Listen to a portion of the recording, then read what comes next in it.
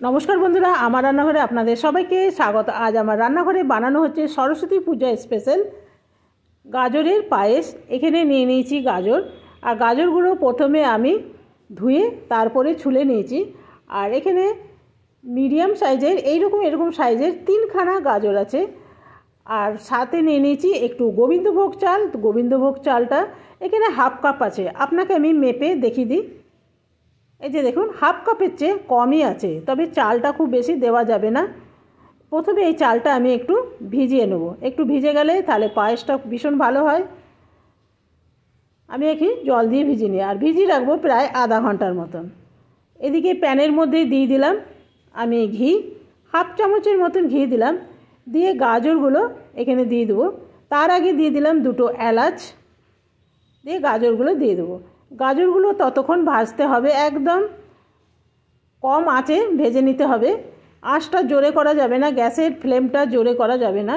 আস্তে আস্তে ভালো করে যতক্ষণ না গাজরটা নরম হয় ততক্ষণ দিয়ে দিতে হবে। দিলাম কাজু বাদাম, আপনারা চাইলে কিশমিশ, পেস্তা, বাদাম আরও অনেক কিছু আছে দিতে পারবেন।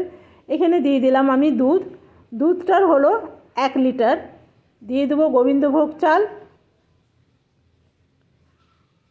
আর দেখুন বেশ অনেকটা ফুটে এসছে, আর আমার এই চালটাও দেখুন সেদ্ধ হয়ে গেছে।